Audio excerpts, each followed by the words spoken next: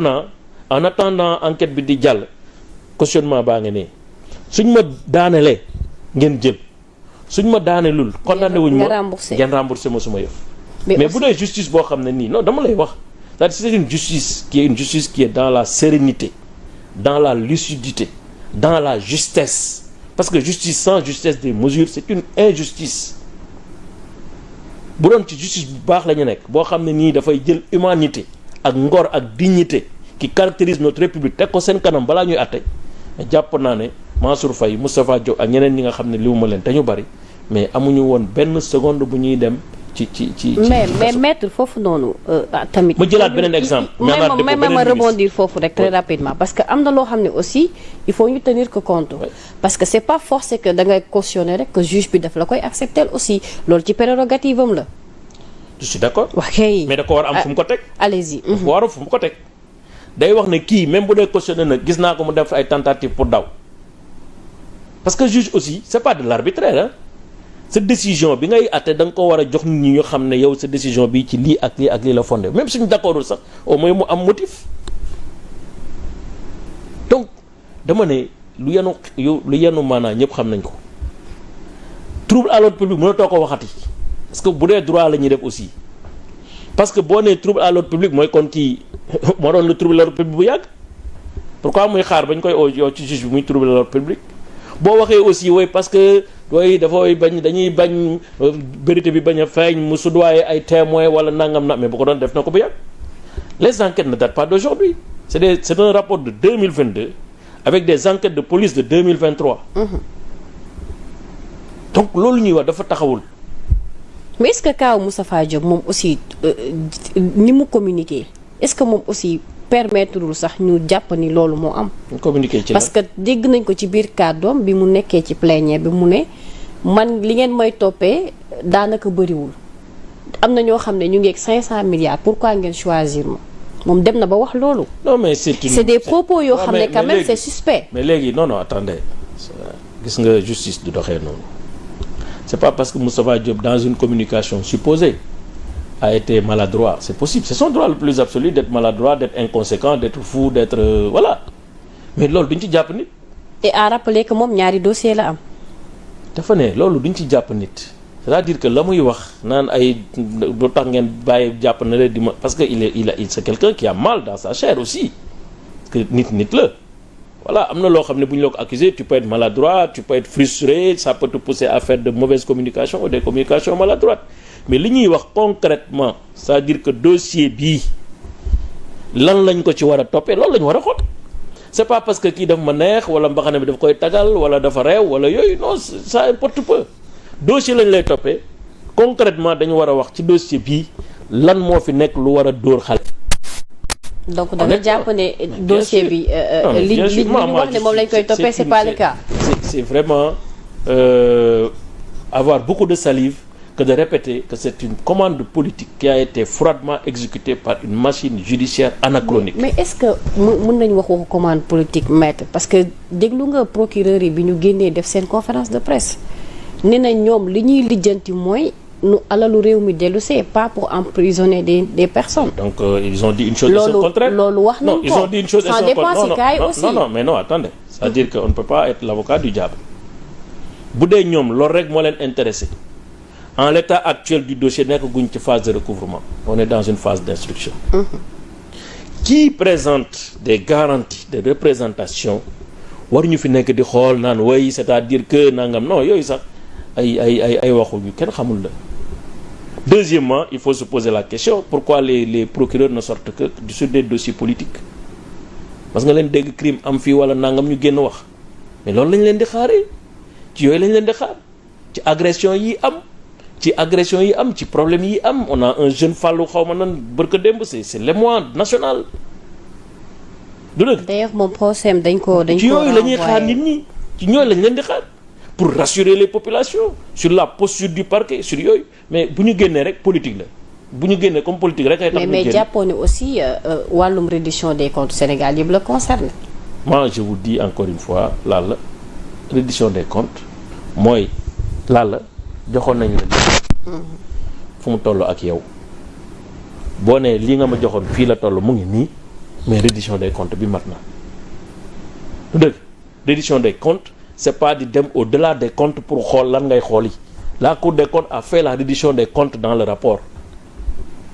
Quelle est la compétence d'un autre juge, à plus forte raison d'une assemblée politique, pour faire des redditions de comptes fan lañ ko jànge ban droit lañ ko jànge boo xoolee sax acte de résolution yi di nga xam ne ñii c'est pas des juristes boo lire rek di nga xam ne vraiment c'est d'une teneur d'une médiocrité exceptionnelle.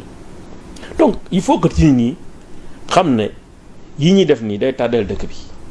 Ça va encore écorner l'image malheureusement de notre justice, qui est pourtant, du point de vue, quand on prend les ressources humaines, moi j'ai toujours dit, on a quand même les meilleurs magistrats de l'Afrique. On a des gens qui sont très bien formés, compétents. Mais malheureusement, c'est un système. Li may wax nii, c'est pas pour individu 1, 2, 3, 4, mais c'est le système qu'on doit revoir. Donner plus d'indépendance à nos juges. Enlever la pression sur ce qui est exercé sur l'appareil judiciaire. Est-ce qu'il y a une quelconque pression, maître? Forte pression. Très forte pression. Mais la preuve. Les messages sont portés par l'exécutif. Les messages de dire ci sens bi la ñuy dem jàppaleen nii def leen nii kat moo koy wax. Qui a dit que Farba Ngom bu ñu paree ci campagne bi yow dootoo campagnati? waaw mais loolu qui a dit à Lat Diop yow moom xam naa ne nangam qui a dit à Mansour Faye yow mënoo rëcc.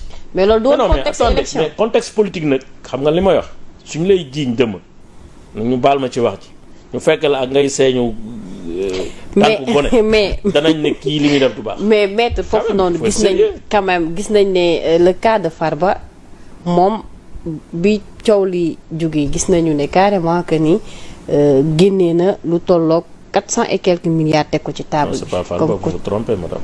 Si. C'est pas Farba. Farba ñaata la cautionné. Farba a cautionné des titres fonciers à concurrence de 31 milliards. Alors les sommes d'argent qu'on a évoquées alors. Mais ça c'est Tahirou Sarr, c'est pas Farba. Il y a deux personnes. Non, il y a deux personnes, voilà, certes. Donc Tahirou Sarr moom moo cautionné te li mu cautionné c'est un titre foncier qui a de la valeur. Non, il y avait une information avancée. Vous faites partie de son pôle avocat. Farba, je vous dis. Donc c'est l'occasion d'éclaircir alors. Farba Ngom n'a pas donné de l'argent. Farba Ngom a cautionné des titres fonciers. Et les 442 milliards? Et ça c'est Tahirou Sarr. Seulement. Je viens de vous dire, oui. D'accord. Alors loolu leer na. Oui. Donc comme ni nga ko waxee. Dans le même dossier, on accepte des cautionnements pour l'un, on refuse le cautionnement pour l'autre. Loolu ban droit la, ban justice la. C'est ça. C'est-à-dire qu'il y a quand même des comportements et des attitudes ou des décisions qui malheureusement sont d'une qualité discriminatoire telle que. Est-ce que dossier yi bokk na aussi? Quand même. Est-ce que dossier yi bokk na? C'est le même. Farba Ngom, Tahirou Sarr, c'est deux. Non, je parle de Tahirou Farba et Mansour Faye et Moustapha Diop. Si on fait, si on compare. Loi bi ñuy appliqué bu ñuy wax cautionnement. Loi boobu amul loi bi fii ak fële. amul dossier bi wala dossier bële. C'est l'article 140 qui applique à partout. 140. Voilà, donc il y a pas une loi spécifique pour le judiciaire, une loi spécifique pour la commission d'instruction. Alors ci kaawu Farba bi gis nañu ne am na yeneen chef d'inculpation yoo xam ne dooleeku na loolu aussi bëggoon naa nga indi ci ay leeral. Oui, bon, chef d'inculpation c'est pour un peu aggraver ce qu'ils appellent en fait l'association de malfaiteurs. Il y a l'association de malfaiteurs, il y a deux. Il y a l'association de malfaiteurs qui est l'association de malfaiteurs simple. Il y a l'association de groupe de personnes organisées, quoi. Donc c'est un autre niveau d'association de malfaiteurs. Mais le règle, c'est pas par rapport aux faits, c'est par rapport un peu à une aggravation sur l'association de malfaiteurs, c'est tout. D'accord. Alors gis nañ aussi ay libertés provisoires yoo xam ne rejeté nañ ko. Est-ce que dossier bu béton na pour que ngeen mën a convaincre juge bi ba mu may leen liberté provisoire? Mais bien sûr. Xam nga fii la liberté c'est le principe, ça ne doit pas être une exception. D'abord waruñu woon sax di dem ci ay liberté provisoire di ko batailler comme kuy batailler sur le fond. Ça c'est vraiment des épiphénomènes. Mënuñu nekk ci dëkk boo xam ne on dit là il y a une surpopulation carcérale. C'est-à-dire mooy prison yi dañuy fees. Prison Rebeuss c'est 3000 personnes ñu nga fa. Pour une prison qui devait recevoir peut-être moins de 700 personnes.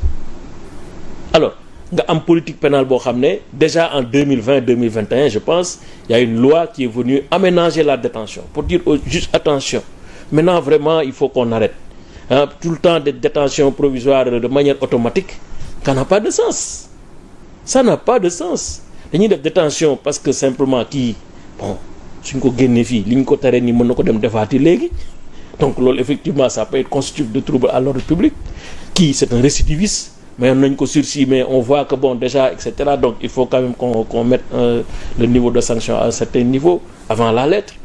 Voilà yooyu mën nañ ko def mais des gens qui ont toujours manifesté de manière claire leur volonté de coopérer avec la justice dawuñu saagawuñu xastewuñu en plus ñu ne ñun lii lañ koy offrir def ñu benn manifestation d'entrave fii kan ngay gis ay politiciens ñuy dem di wuy ji te amul au moins ñaar ñetti nit yuy manifester non duñ ko téye dañ koy def ni amuñu ko am nañ ko amuñu xaalis bu ñu mobiliser ay nit am nañ ko mais dañu gëm justice gëm république bi ñu nekk mais en retour je pense qu'il y a un minimum qu'on attend de la justice mooy ñu humaniser les rapports. Maître cette question là dama la koy delloowaat pourquoi parce que tey am na ci loo wax est-ce que aussi du tëgginu constitution bi moom moo waral li ni mel parce que suñu jëlee les articles à partir de 50 ba jëm 100 bu ci article bu ci procureur visé mun na la mandat de dépôt d'ailleurs lu tax en 2023 wala en 2024 wala en 2021 ñu amoon gën a am surpeuplement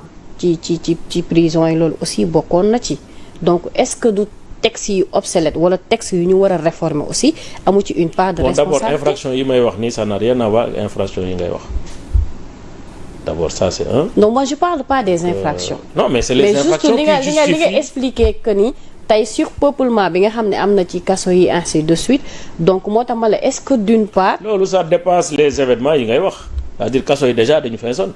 waaw moo tax ma ne même non surplus. attendez il faut pas faire d'une confusion de genre. Quand il y a des mouvements yu yor ay dimensions de soulèvement d'insurrection xeex kenn ci mbedd bi taal Auchan taal nangam taal ay car rey ay nit sànni ay cocktail Molotov jàpp policiers yi sànni ay xeer et cetera c'est normal que le travail de maintien de l'ordre public ou de préservation de la paix publique mun a un peu dépasser les frontières jusqu'à une certaine judiciarisation. Ça c'est normal. Ça s'est passé dans beaucoup de pays. En France, quand il y a eu les phénomènes des gilets jaunes, il y a eu beaucoup d'arrestations. Ça c'est le contexte. Ça n'a absolument rien à voir. Dans ce contexte-là, à titre de prévention, dina am ay ñuy jàpp des fois même sax dina am dérapage, dina am ce qu'on appelle des bavures, dina am ñuy téye te ñoo xam ne peut-être li ñu leen téye taxu koo demee noonu. Parce que loolu l'appareil est agité, donc c'est normal que dans cette situation mu am ay arrestation mu am ay mandat de dépôt mu am ay nangam pour ñàkk ñoo xam ne peut-être substantiellement defuñu dara ça existe. Je vais pas être là l'avocat du diable pour dire parce que man xam naa ne système yi noonu lay doxee. Par contre quand il s'agit d'infraction yoo xam ne nii bon benn nit moo ko def ñaari nit da ko def kenn dem fële mais wax dëgg yàlla bu ñuy waxante dëgg dañu war a téye li ñuy wax présomption d'innocence dafa xaw a incompatible tout le temps avec la détention avec la restriction de liberté moo tax soo koy jouer nag vraiment da nga war a def une mesure moo tax ma utiliser le terme justesse dafa war a am équilibre dans ce que tu fais su excès comme ni ko waa ji waxee excès de justice c'est une injustice voilà. Alors il faut que je m'explique pour que nga mën a comprendre lu tax ma def allusion par rapport ak texte yi parce que bëri na ci loo xam ne dañ koy dund ci justice bi par exemple parfois nga dégg ko ne kii délit d'opinion rek la def ñu jàpp ko wala nga dégg ñu ne d'accord naa ci li ngay wax. merci je comprends très bien foofu laa doon waxee dañ ko war a toiletter. waaw kay man foofu laa doon waxee parce que booy xool lu ci bëri c'est des délits de presse qui datent de 1981.